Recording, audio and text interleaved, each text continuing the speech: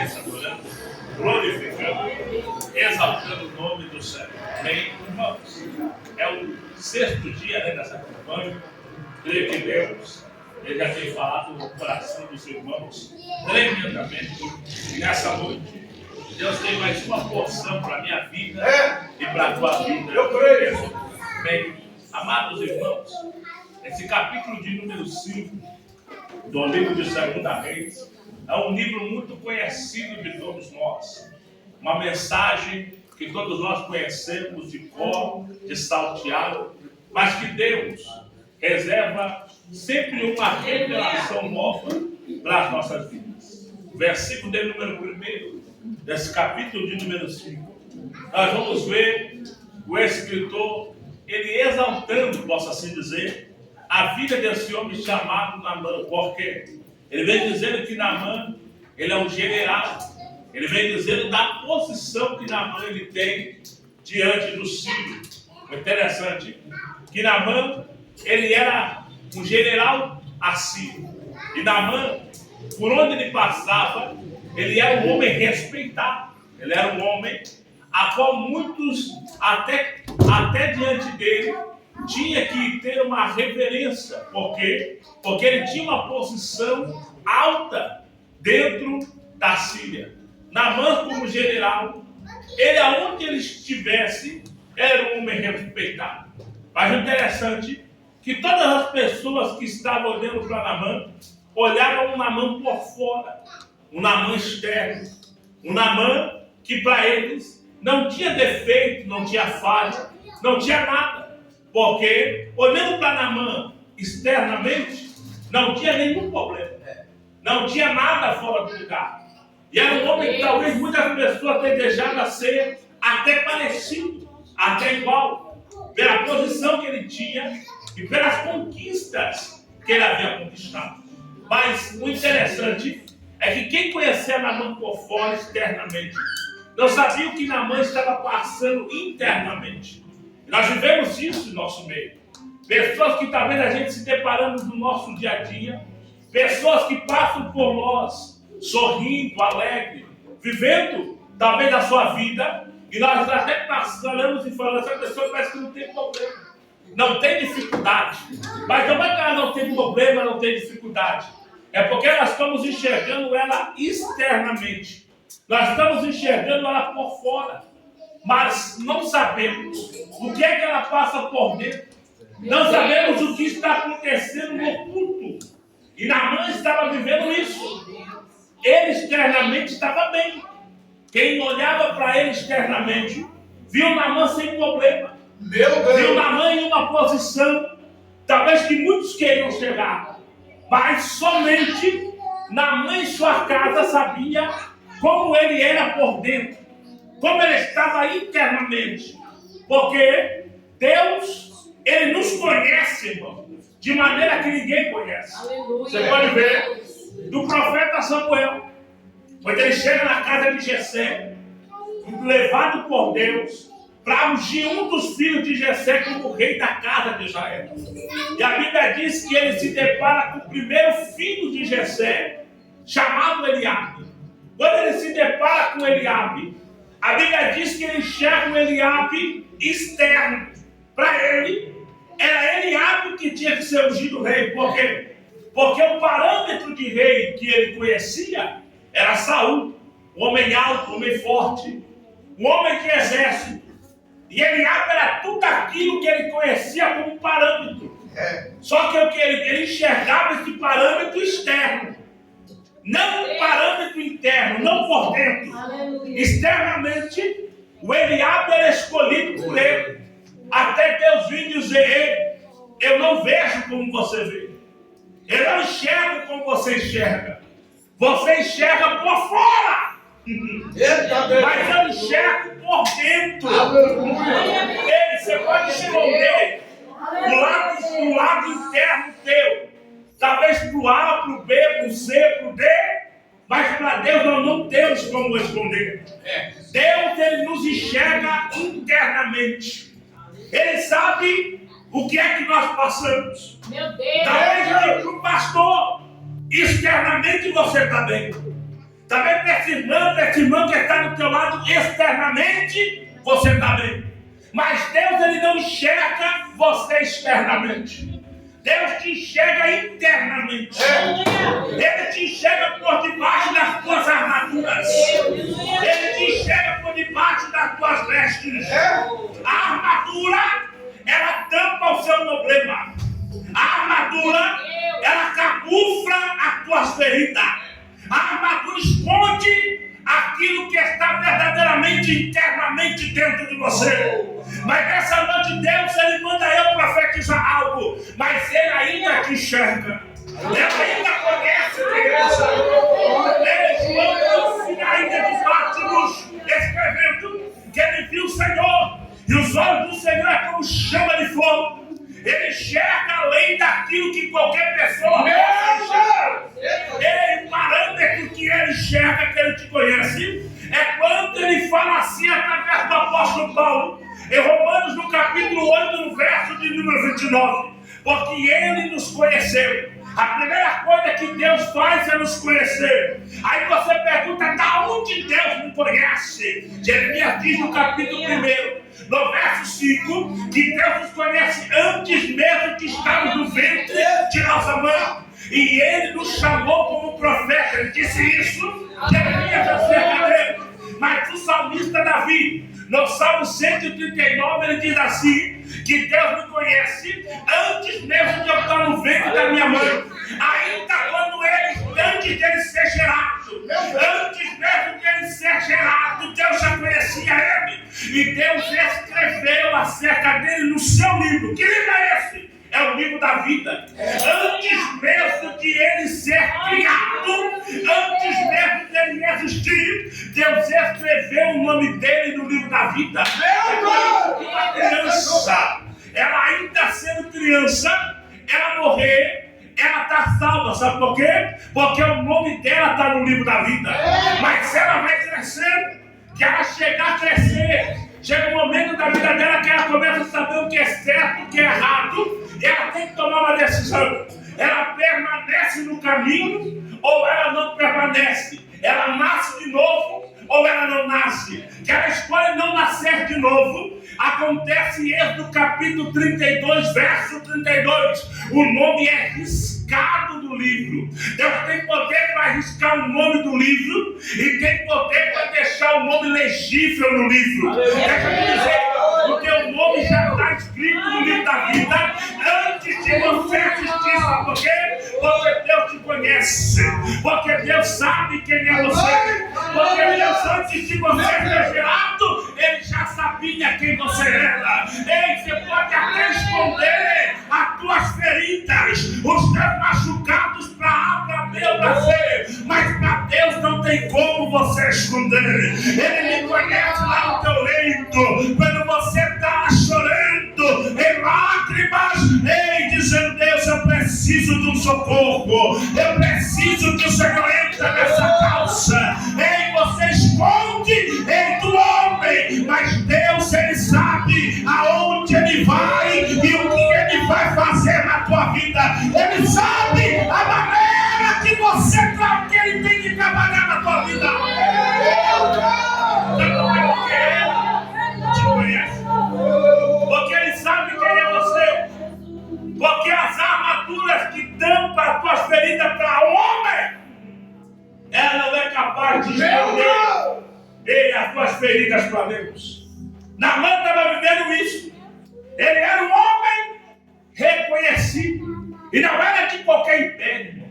Era do maior império que existia nessa época. O Império Assírio. O Império Assírio varria por onde ele passava. Era o maior império que existia. E a Bíblia chega a dizer, só para você ter uma ideia, que era o maior império, que a Bíblia diz que esse império levou Israel cativo. Israel nunca mais voltou. Por quê? Porque quando eles retornam para a sua terra, eles já não retornam mais a mesma coisa. A Bíblia diz que eles retornam um povo misturado.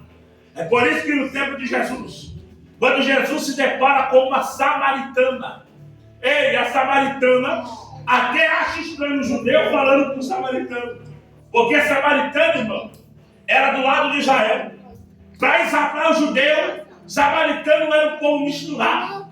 Não era um povo judeu de verdade, de Israel de verdade. Então estava ali indignamente, por causa do cativeiro que a Síria havia levado lá atrás.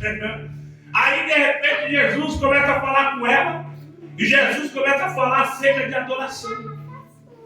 Acerca dizendo, ei, o Pai está à procura dos verdadeiros adoradores. E ela diz assim, mas aonde é o lugar que eu tenho que adorar? Porque para o judeu, o lugar de adorar é o templo. Mas para o samaritano, o lugar de adorar é o monte. Mas aonde é que eu tenho que adorar? Porque ela como mulher, e samaritano não podia entrar no templo. Ela como mulher não podia nem ficar no monte para adorar. Então ela está perguntando para Jesus, aonde que eu tenho que adorar? Aí Jesus diz, ei, o Pai está à procura. Aleluia! O Pai está à procura dos verdadeiros adoradores. Que adoram em espírito e verdade. E outra palavra, Jesus está dizendo, ei, não importa que você vai adorar no monte, não importa que você vai adorar no templo, não importa que você vai adorar onde você estiver, que você for um verdadeiro adorador.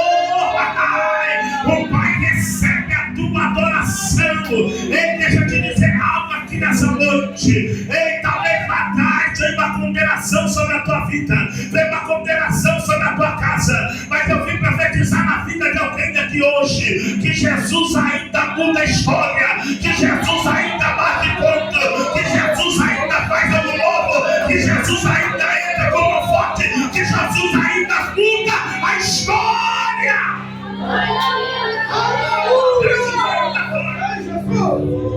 Então era esse império que Naamã era general, império da Síria, o maior império que existia nessa época. Então, por onde ele passava, as pessoas tinham uma certa reverência por ele. Por onde ele passava, as pessoas olhavam ele diferente. Ei, mas dentro de casa, a mulher dele sabia dos seus problemas. Meu Deus! Imagina Naamã chegando em casa, tirando a armadura, tirando as faixas e aquele pulso, aquele sangue, aquela lepra escondida. Porque uma pessoa leprosa não podia andar no meio da sociedade. Uma pessoa leprosa, ela tinha que viver em isolamento. Naamã, que fosse descoberto que ele tinha por debaixo das armaduras, ele ia perder tudo que ele tinha. Ele ia perder o prestígio que ele tinha. Ele ia perder o cargo que ele tinha. Ele tinha que viver em isolamento, sozinho. Ninguém poderia chegar perto dele. Agora imagine dentro de casa. Ele tirando a armadura, feridas, e mostrando agora aquelas feridas. E a esposa dele sabia do problema que ele tinha dentro de casa. Sabia da dificuldade dele. Porque ele estava de chegar em casa e tirar as armaduras, tirar as ataduras. E as feridas ficar mostras. Porque ele precisava lavar as feridas. Ele precisava lavar as vestes. Para quê? Para cuidar dela. Para que ela talvez tivesse um alívio. Porque a lepra desse tempo, ela tinha uma cura. Só que ela tinha que passar por um cerimonial. O Levítico fala sobre isso. Que a pessoa tinha que entregar 7 sacrifícios. E ela tinha que ficar 7 dias fora do arraial. Depois de 7 dias ela entrava para dentro do arraial. O sacerdote analisava ela dos pés à cabeça. Se ela tivesse ainda leprosa, ela ficava mais 7 dias fora do arraial.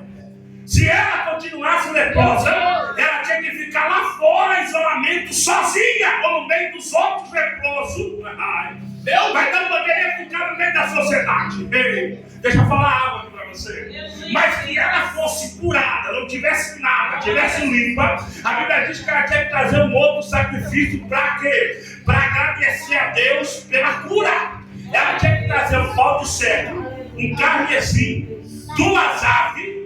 E ela tinha que trazer um isopo. O que é isopo? É uma planta, é uma planta botânica que ela não tem nenhuma impureza nela. Essa planta, irmão, ela é como uma bucha, mas a bucha, ela suga. Essa planta, ela meleca. Para que servia? sacerdote por aquelas aves. O sacerdote ia decolar essa ave em águas, em um vaso de barro. E aquele sangue ia ser derramado dentro desse vaso. E o sangue ele ia lançar dentro de água corrente. Para quê? Para que a água levasse o sangue. Ele ia pegar o pó de cedro, ia ficar diante dele. Ia pegar agora esse carmesim, pegar essa planta do isopo, ia melecar o sangue do carmesim, ia colocar os pés da cabeça do leproso, aleluia, e ele ia ficar todo cheio de sangue. E por último, ele ia pegar aquela outra ave morta e ia soltar a ave. Uma morreu e a outra foi solta. O que representa isso? Representa, primeiro, a que morreu é o pecado daquele homem. Você vai ver que o sangue da ave era lançado num vaso de barro. E depois é lançado em águas correntes. Porque era como Deus estivesse dizendo: ei, o teu pecado, eu estou pegando e lançando no mar de esquecimento. Porque águas correntes não é água parada.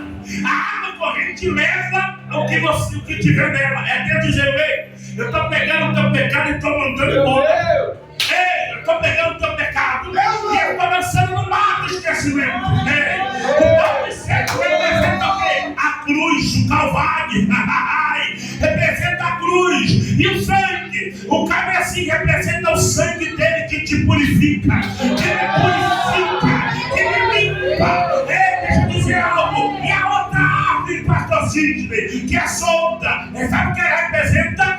Que morreu, representa, ele morreu. Mas ao terceiro dia, ele ressuscitou. Eu vou repetir. Ele não tinha como o sacerdote matar a ave, ressuscitar a árvore, a mesma ave, para soltar. Então eles pegavam duas. Uma matava, representava a morte dele. A outra que era solta, representava que um dia ele ressuscitou. E nunca mais morreu. E nunca mais desceu a sepultura. É isso que eu quero te dizer. Ele morreu por você. Ele ressuscitou por você.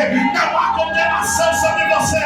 O inimigo quer que você vive em isolamento. O inimigo quer que você vive sozinho. O inimigo quer que você vive enfermo, leproso. O inimigo quer que você vive fora do arraial. Mas em nome do Senhor do Nazareno, eu vim profetizar na tua vida nessa noite.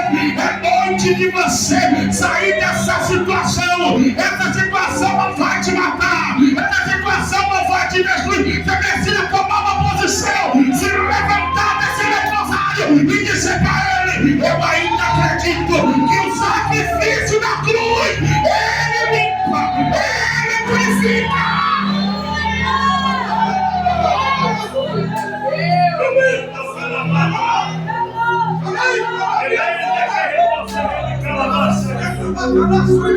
Se deparou com o leproso que acreditou. Até o capítulo 8, Jesus vem descendo do monte. E a Bíblia diz que ele se depara com um leproso baixo do monte. Ele passou o capítulo 5 ao capítulo 8 pregando a mensagem da bem-aventurança. Quando ele se depara com o leproso diz: mestre, que tu quiseres, pode dizer que eu estou santo. Só um podia dizer que o leproso estava santo, estava limpo. Era o sumo sacerdote. Aleluia! Olha o que o leproso está dizendo: eu sei quem o Senhor é. Eu sei que o Senhor é sumo sacerdote. E que o Senhor quiser para dizer que eu estou limpo. Ei, quase que eu estou vendo Jesus dizendo para ele assim: filho, eu parei um culto lá em cima hoje, hein? Para te encontrar aqui embaixo. Eu vou repetir. Ei, mas que eu estou vendo Jesus dizendo para ele: eu parei um culto lá em cima hoje para te encontrar aqui embaixo, porque você tomou uma posição, porque você saiu da situação e disse: eu não vou continuar do mesmo jeito, eu não vou continuar da mesma forma, eu não vou voltar para o leprosário, eu não vou voltar para o isolamento, eu não vou voltar para o lugar da onde eu estava sozinho. Não, eu vou se encontrar com ele, porque ele tem poder para dizer: você está limpo, você está limpo, você está limpo, você está. Ei, é só quem acredita. Ele que nessa noite não vai voltar para casa do mesmo jeito, não vai voltar da mesma forma, mas vai voltar acreditando que ele ainda limpa, que ele ainda purifica, que ele ainda está limpo. Eu vou dar um minuto para você levantar essa mão, levantar para o alto e dizer para ele aí: aquilo que o teu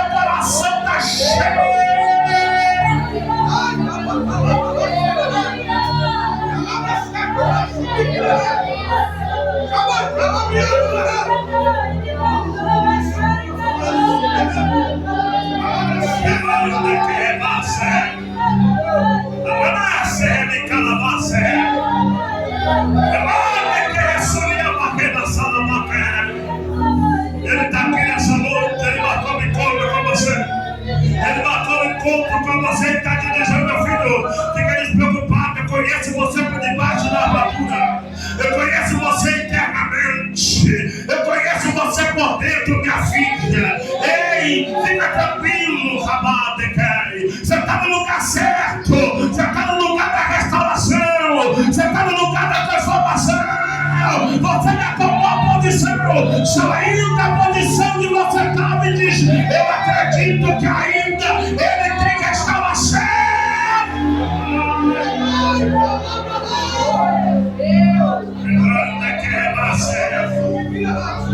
O maior problema de Naamã era quando ele chegava em casa, tirava as armaduras, se deparava agora com aquelas faixas, as ataduras, tirava as ataduras e por debaixo dela era revelado a sua lepra, era revelada a sua enfermidade.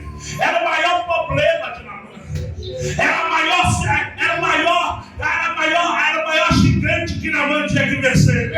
Porque o melhor era quando estava lá fora. O melhor quando a armadura estava tampando as feridas.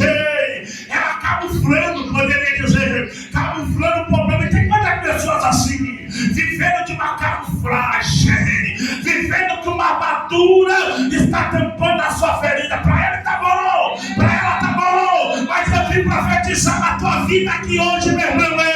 Deus não quer que você vive com essa armadura camuflando o teu problema. Deus quer que essa noite você seja curado, dessa ferida que está aberta eternamente dentro de você. É isso que ele tem para a tua vida. É isso que ele tem para você. Mas chegava em casa, tirava as ataduras e as feridas de amor. E a sua esposa tinha que pegar as ataduras e lavar elas, pastor. Pegar a armadura e limpar elas. Porque no outro dia, o general Naamã tinha que se colocar na posição. Aí verso 2 diz que nenhuma das guerras que ele foi em Israel, ele decide levar para casa uma escrava. Para quê? Para servir a tua esposa. Eu posso conjecturar junto com os irmãos. Talvez a esposa de Naamã estava cansada, pastor, de lavar as ataduras dele. Estava cansada de lavar a armadura dele. Meu Deus! Ele diz, agora eu preciso de uma ajuda. Aleluia. E Naamã leva para casa o que? Uma escrava. Porque a escrava dele não ia revelar o que ele tinha por debaixo da armadura. Só que quando ele leva uma escrava, não é qualquer escrava, irmão. É alguém que tinha vida com Deus. É alguém que foi levado não querendo para dentro da Síria, para dentro da casa de Naamã, mas tinha vida com Deus. E de uma daquelas lavagens, ela decide falar para a tua senhora, como eu queria que o meu Senhor fosse lá em Israel. Porque lá tem um profeta lá, que tudo que ele fala acontece. Ela está dizendo lá em Israel, o problema de Naamã vai ser resolvido. Lá em Israel, as feridas de Naamã podem ser curadas. É isso que ela está dizendo. Ele também, a esposa de Israel, ele já buscou tantos recursos. Ele já buscou tantas coisas. E agora ele, lá em Israel, aí ela fala para Naamã. Quando ela fala para Naamã, Naamã não pensa nem duas vezes. Naamã corre no rei da Síria e diz, meu senhor, eu preciso ir para Israel. Preciso contar o profeta lá, porque ele vai ser usado pelo Deus de Israel para me curar. Aí o rei da Síria faz, escreve uma carta e manda ao rei de Israel, dizendo, ei, estou mandando o general aí, mas a ida dele é de paz. É isso que ele está dizendo. Por quê? Porque assim Israel vivia em guerra. Mas agora o rei da Síria escreve uma carta dizendo que Naamã não está indo para guerrear. Naamã está indo em paz. Meu Deus! Para encontrar alguém que vai curar as suas feridas. Só que, presta atenção, isso aqui é tremendo, pastor. Presta atenção. Ei, Naamã levou uma escrava para dentro de casa, não levou? E a escrava, ela tinha tudo para não ter vida com Deus, porque ela estava presa. O rei de Israel, ele tinha tudo para ter vida com Deus, porque tinha uma posição de rei, e ele que era a maior referência de homem dentro de Israel, porque ele era rei de Israel.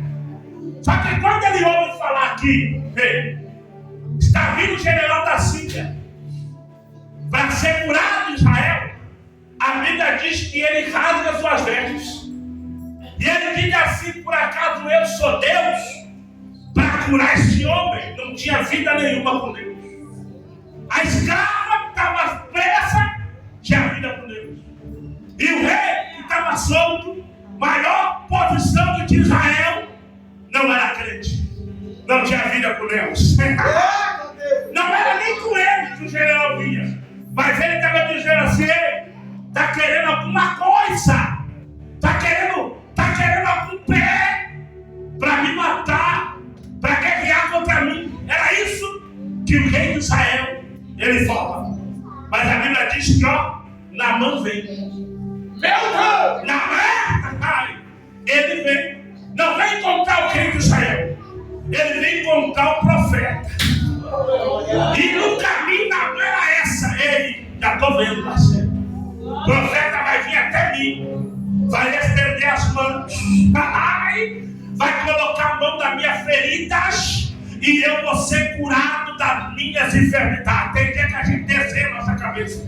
Como é que Deus tem que trabalhar em nossa vida? E quando Deus não faz do jeito que nós queremos, nós achamos que não vai acontecer nada. Igual a Naamã, nós queremos escolher a maneira que Deus tem que curar, a maneira que Deus tem que trabalhar na nossa vida, a maneira que Deus tem que agir na nossa vida. Deus não age do jeito que você quer, meu filho. Deus não age do jeito que eu quero. Deus ele age do jeito que ele determina. Você pode até desenhar na tua cabeça que vai acontecer do teu jeito, mas não vai acontecer do jeito que você quer. Vai acontecer do jeito que o céu ele quer para você. Eu vou repetir nessa noite. Ei, o jeito que o céu tem que levado para a tua vida é o jeito que vai acontecer. Você pode desenhar do jeito que você quer, da forma que você quer, mas que não for do jeito que o céu tem determinado, não vai acontecer do jeito que você quer, meu filho. Não adianta você dizer: estou desanimado, estou cansado, vou abandonar o barco, vou sair. Não adianta, porque Deus está trabalhando e deixa Ele trabalhar na tua vida, porque Ele está vendo algo que Ele precisa curar em você.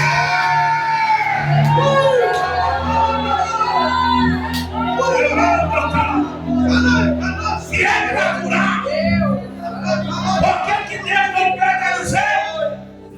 E Eliseu sai, ora, e o milagre acontece. Por que não? Ei, Deus queria curar Naamã por completo. Como assim para precisar o texto? Quando Naamã chega, olha o texto. A Bíblia diz que Eliseu manda um servo e diz para ele assim: ei, meu Senhor mandou você ir e se lavar. Está isso no versículo 9, no Jordão por 7 vezes. E aí você vai ser curado. Qual é o maior trauma de Naamã? No começo da mensagem era quando ele chegava em casa, tirava as armaduras dele, mostrava as suas armaduras, pastor. E o texto diz que a sua esposa ia lavar. E a história diz que o seu esposo ia lavar as suas vestes, as suas armaduras, ia limpar a sua armadura. Era o maior trauma que ele tinha. Então Naamã tinha problema com lavar. Olha o que o profeta está dizendo, servo do profeta, vai lá.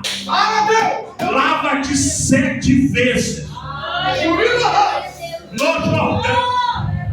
É por isso que Naamã está inventando desculpa, dizendo: lá na Síria não tinha rio, a banda farpar, por que eu tenho que mergulhar aqui no Jordão?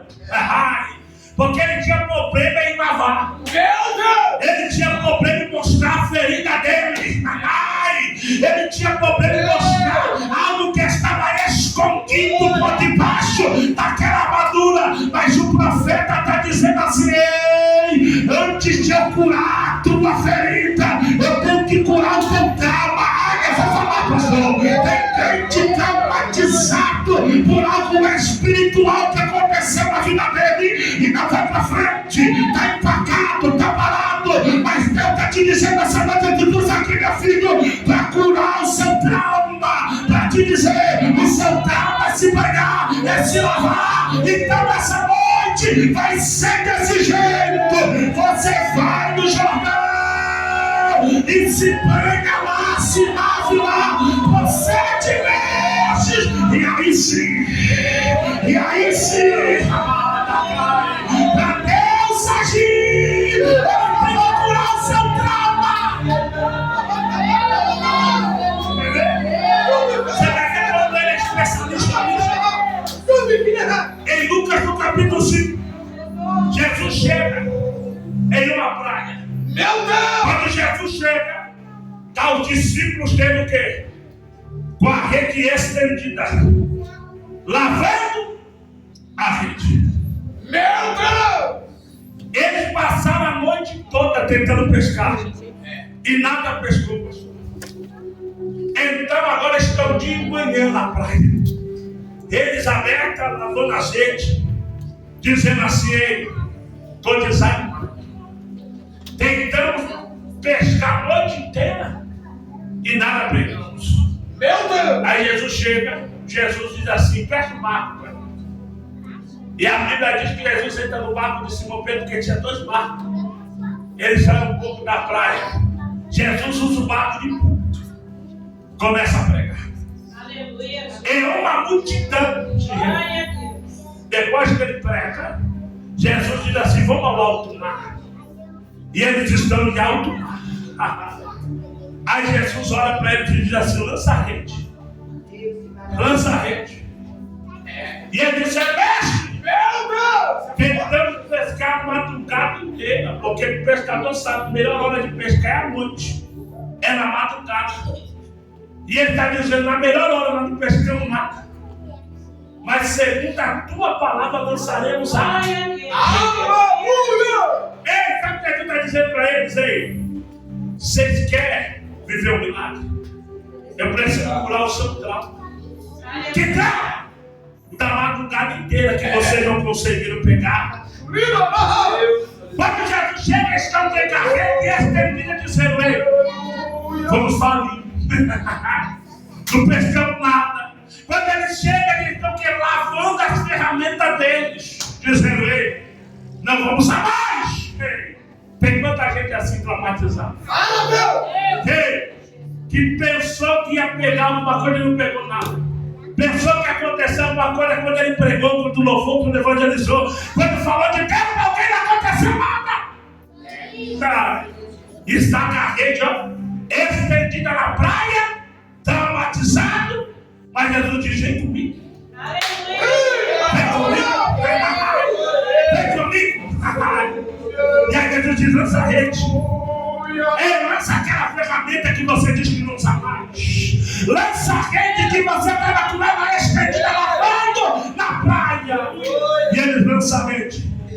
Quando eles lançam a rede, a Bíblia diz que vem uma quantidade de grandes peixes. Eles lançam no barco e a Bíblia diz que o barco quase vem a pique. De tanto peixe que eles pegam.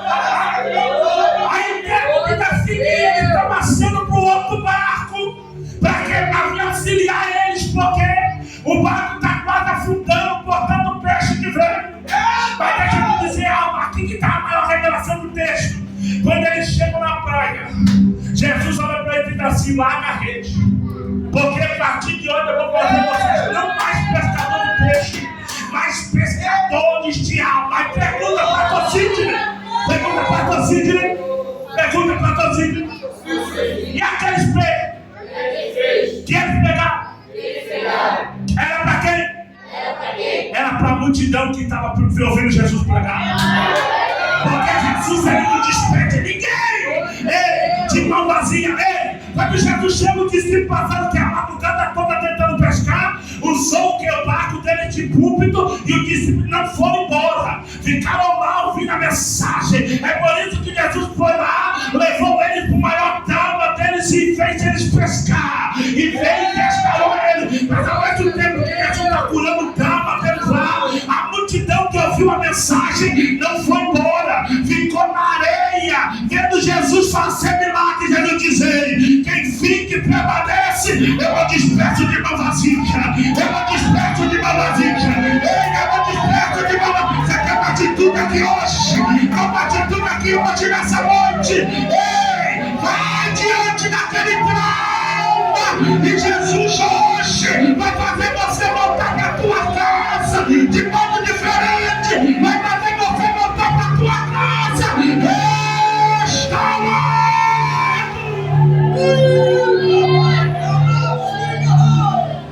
Rebanda calabaca. Rebanda que reboça rebicalabane. Rebanda que reboça rebicalabase.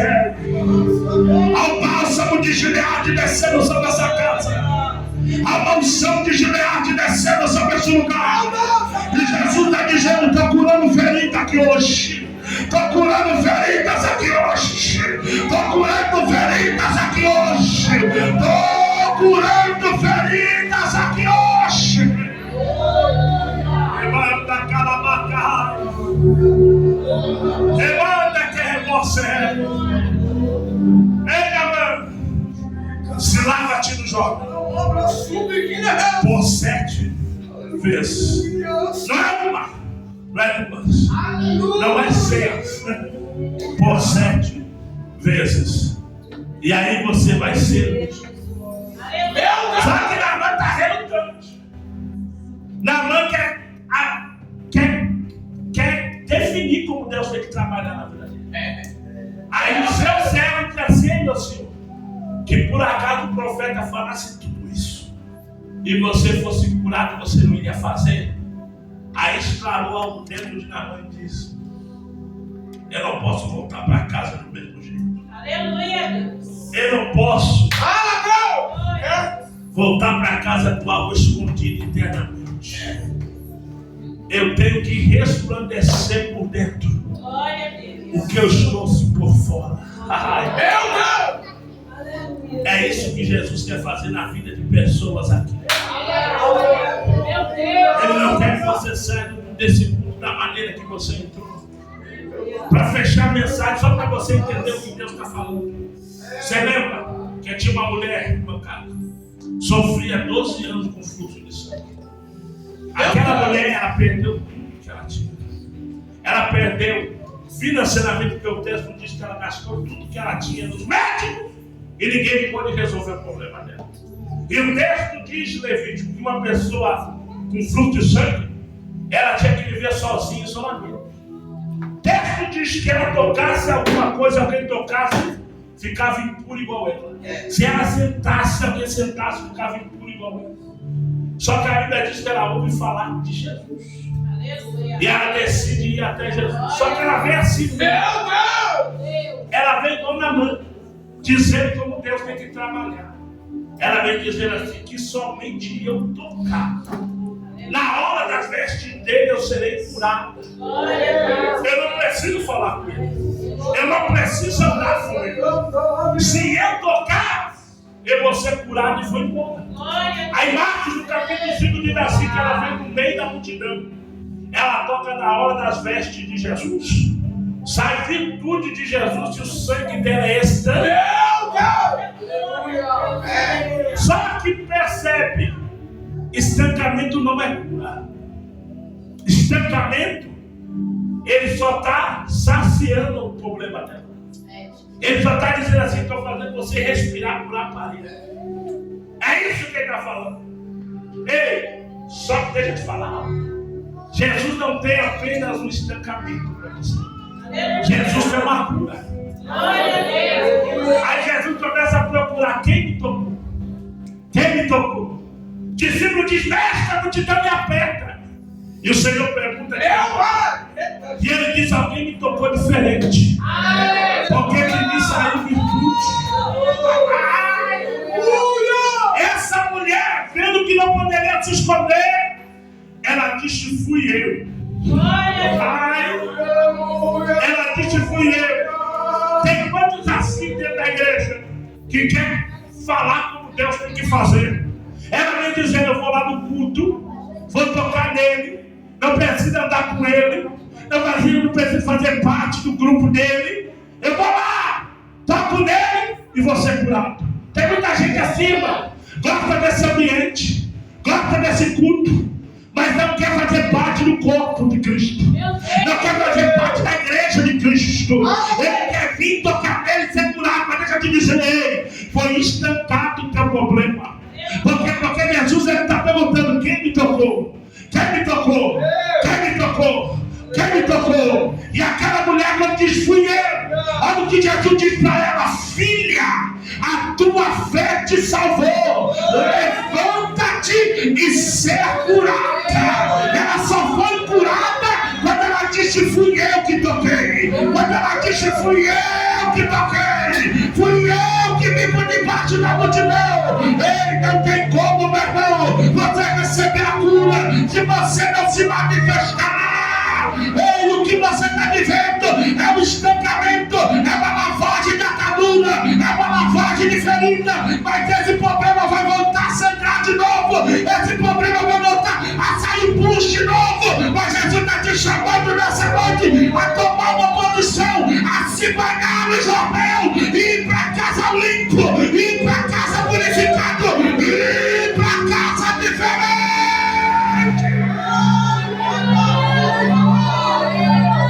Se coloca de pé, por favor. Se coloca de pé.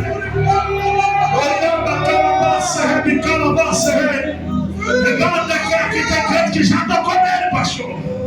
Aqui tem crente que já entendeu a aqui tem crente que já entendeu o mistério nessa noite. E já tomou posição dizendo: eu vou para casa diferente. Eu vou para casa diferente. Eu não vou do mesmo jeito que eu cheguei. Quando você chegar dentro dessa casa de novo, ele não vai ter mais cheiro. Ele não vai ter mais cheiro de pus. Não vai ter mais cheiro de sangue. Quando você chegar dentro daquela casa de novo, aqueles que lavaram a tua ferida vai ter que contemplar o que Deus ele fez na tua vida. Sabe por quê? Porque Jesus ele tratou com o seu trauma. Jesus, antes de tratar com a tua ferida, ele tratou com o teu trauma. Rabadai, remendo que revasse, rebicalavasse, rei, rienda calavasse, rebicalavai, rienda que revasse, rei. Ei, meu filho, quando você chegar lá dentro, chega profetizando, chega profetizando. Ei, porque Satanás, ele quis escravizar você desse jeito, ele quis escravizar a tua casa desse jeito. Ei, mas em nome do Senhor dos Exércitos, o Senhor está dizendo: está limpo. O Senhor está dizendo: ei, está purificado. O Senhor está dizendo assim: ei, você voltou para o teu trauma e saiu restaurado, saiu limpo, saiu purificado. Ei, tem hora que você tem que tratar da sua ferida. Tem hora que você tem que tirar da mão de ar que tem de ser e tem que tomar uma posição e se lavar no Jordão. Ei, quem lavava as feridas de Nabanabarele, quem lavava a esposa, quem lavava a serva. Mas o dia que o profeta diz: ei, você precisa tomar decisão, você precisa se lavar, você precisa se lavar. Levanta a calabaca, levanta a calabaca, se me canta o rei, levanta a calabaca que ela sai. Você precisa tomar uma posição, meu filho. Minha filha, você precisa tomar uma posição. Você temporizou em colocar esse do bem, amadurecer. Você dizendo, olha por mim, erguei nessa calça. Mas o Senhor está dizendo para você hoje: eu quero usar você, meu filho. Eu quero usar você, minha filha. Receba aí o que o céu está te entregando agora.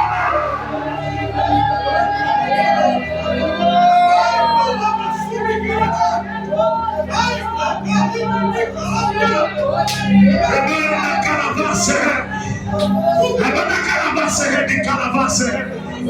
Rebana que ressuria você. Rebana caravassa, de caravassa. Rebana que revoce, de caravassa. Rebana caravassa. Ei, o Jordão não era mágico. O Jordão não era o rio. Ei, de águas mágicas, não. Ele é só obedecer o que Deus ordena, que Ele faz.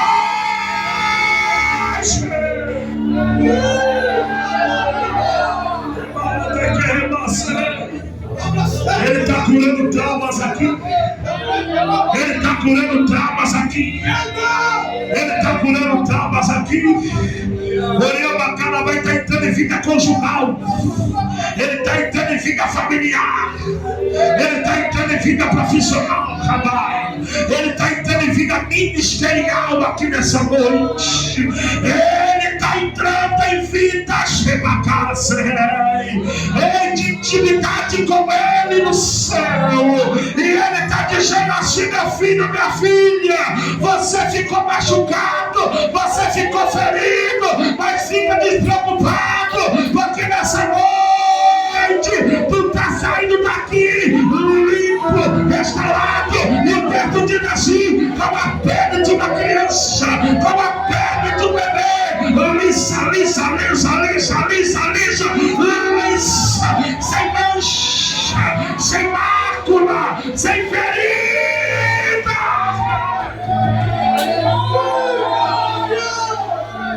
Rebada, Calavar, está sentindo uma graça dele aqui. Ele está sentindo uma graça dele aqui. Ele está sentindo uma graça dele aqui. Ele está sentindo uma graça dele aqui. E ele dizendo: meu filho e minha filha, eu marquei essa noite para mudar a tua história. Você não pode sair do jeito que você entrou. Você não pode sair da forma que você entrou.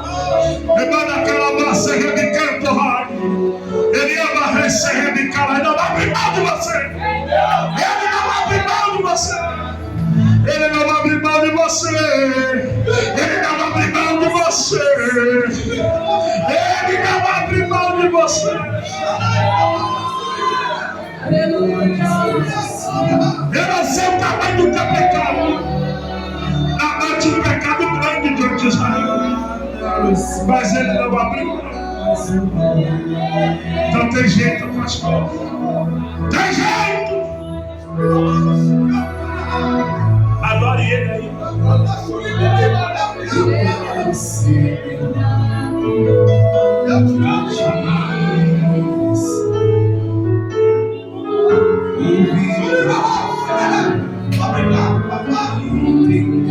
Meu Deus, que graça.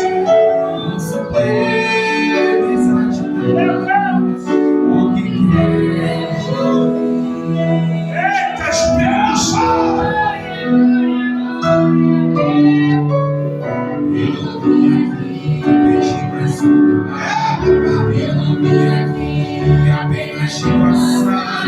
Hoje eu vim aqui pra te servir melhor.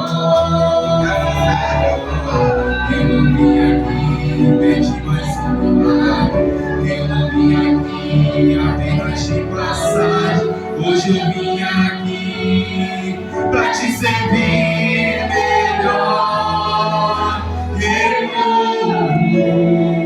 O que eu quero é te sentir de novo, de novo,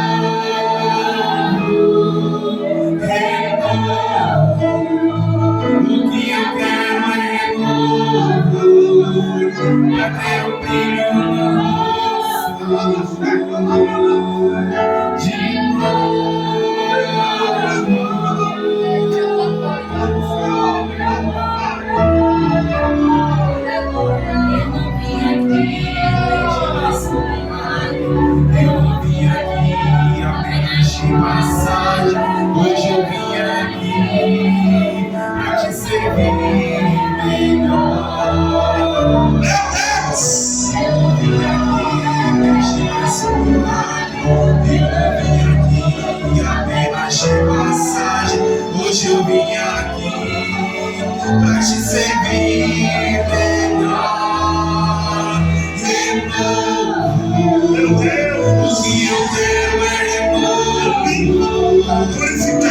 sentir de novo. Terra imensa. De novo.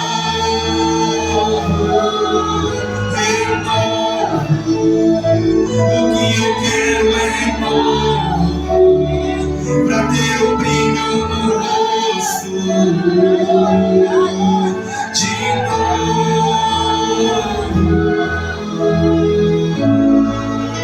Já vou passar pro pastor, bem baixinho. Preciso fazer essa pergunta para passar pro pastor. Cadê você que entrou por essa porta?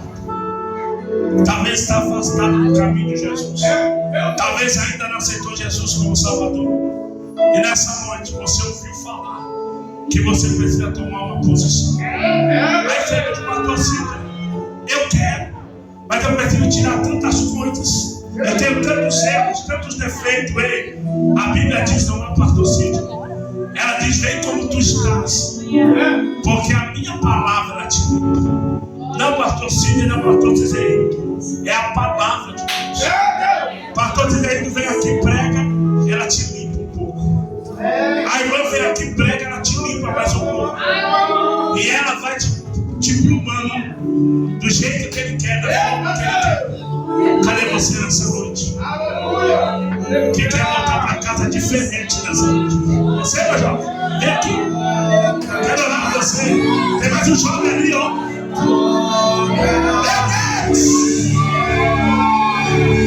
Tem mais um passo. Ele está aqui nessa noite, meu irmão. Tem mais alguém aqui? Tem mais alguém aqui que tem uma terceira vida para Jesus? Nem mais um passo darei, nada vai sentir.